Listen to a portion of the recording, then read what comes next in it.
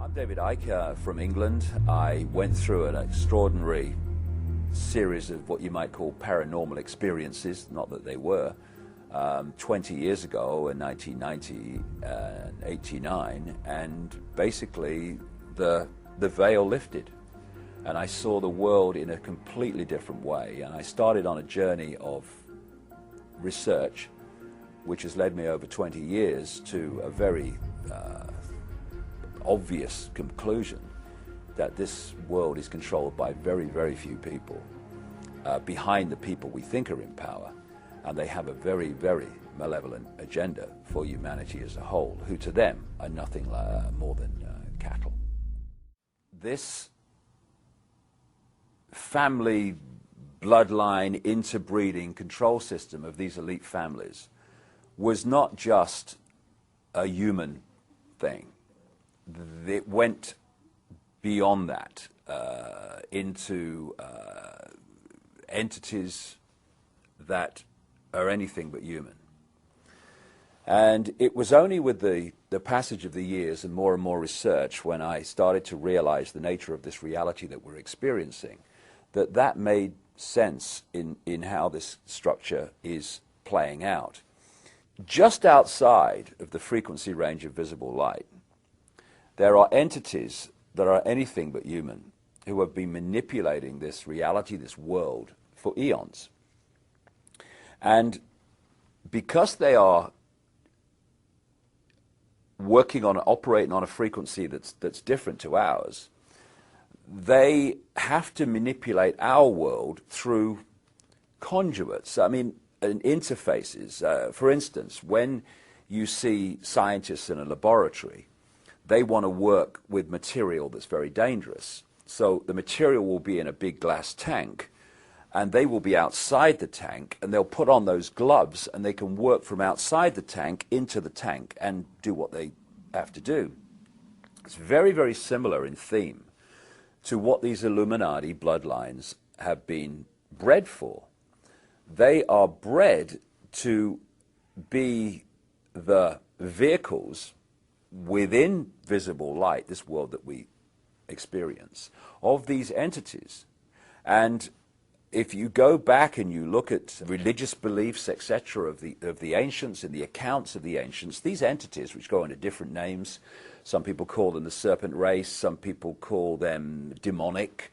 In the Islamic culture, they call them jinns, all different names, but the same entities. The bloodlines are interbreeding incessantly and have been right back to ancient Babylon and Sumer and Egypt, etc., and beyond, because they are holding a certain genetic code which allows the possession, another ancient common theme from as far back as you can track right to today, a genetic code which allows these entities to possess these particular bloodline families within the reality that we experience. And these families are therefore simply vehicles of these demonic entities. You research any of these families, be it the Rothschilds, the Rockefellers, Greenspan, Alan Greenspan, any of these people, you will go eventually into black magic, blood-drinking human sacrifice rituals where they make sacrifices to the gods. And these gods are these entities which feed off human energy and feed off human blood too. So people accept, yes, long ago people used to use human sacrifice to the gods, yes, and all the rest of it. And they think, oh no, we're kind of civilized now. Well, some of us are, but these bloodlines are not, and they're just continuing to do today covertly what they were openly doing in the past. And they are interacting with these entities all the time in their rituals. That's why they do all these rituals. That's why they drink the blood. And ultimately, they are possessed by these entities. And this brings about a simple situation. You've got the entities, let's call them demonic entities for want of a word. They're operating just outside of this visible light reality that we experience. They use the bloodline families as their vehicle to manipulate this reality. They take over their mental, what passes for their emotional processes, their physical processes. And what that means is, when these bloodline families go into positions of power, what we're actually doing is seeing these entities go into those positions of power. And so the secret society network is there to manipulate these bloodline families and their agents into the positions that dictate society and the direction it goes and all the rest of it. And because we can only decode their visible light level, we see the human level. We see people under different names called Rockefeller and Rothschild and Bush and Obama and all the rest of it. But if we could see beyond visible light just a little bit, and some people can, you would see overshadowing these people anything but a human entity. And it's these entities that have passed through what we call history, and they have been the cement, the guiding force that has brought this conspiracy through to the present day. Because people have asked me in the past, quite rightly, I understand it, why would someone give their life to this conspiracy, this global takeover, in 1500 or 1650 or 1820, when they knew they were never going to be around to actually see it happen, which is what they're trying to do now, playing the cards they're playing now? The answer to that is they were just vehicles. These entities are the common force passing through history, which has led this conspiracy to where it is today.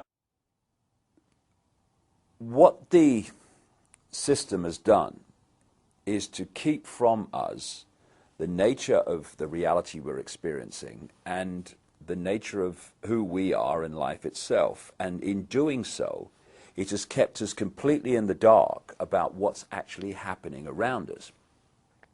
The knowledge that's passed across the top levels of the secret society network through these bloodline families, the most important part of that knowledge is the knowledge of reality itself.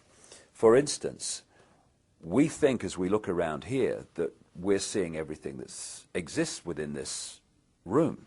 But in fact, we're only seeing a frequency range, a very tiny one, called visible light. Anything outside of that, we can't decode, therefore we can't see. But just like radio stations share the same space without interfering with each other, so other worlds, other dimensions, other realms of reality, if you like, share the same space without interfering with each other. However, just as with radio, if you've got two stations that are very close on the dial, then one will be the dominant one, but another one, you'll get what we call interference from it. It's the same with these various realities that share the same space. It's what mainstream science calls parallel universes. But you know that if you have a radio in your living room and it's you have all frequencies in your living room, BBC, Radio Moscow, ABC, but your radio is tuned to one frequency. You're decoherent from all the other frequencies. You're only coherent with one frequency. Right. We now believe that the universe is vibrating and that there are vibrations of different universes right in this room. There are the universes of dinosaurs because the comet didn't hit 65 million years ago.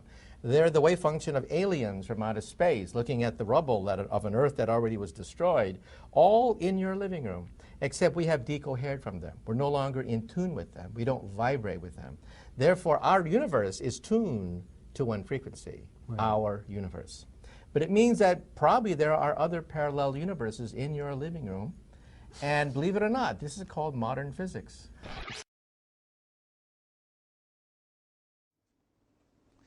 These reptilian entities seem to operate, and again, it's not just reptilian. There are many different kinds of entities that do not have a human form that operate just outside of human sight, and history has recorded them as demons and all this stuff. But the reptilian part of it seems to be very significant to the controlling systems on the planet today. And they operate just outside of visible light. Therefore, we don't see them in the normal course of events. That's just basically like a ghost. When you're looking at a ghostly figure, most of them don't look solid because they're operating just outside of your frequency. Just enough for you to perceive something, but not enough for them to appear to be have solidity. And this is very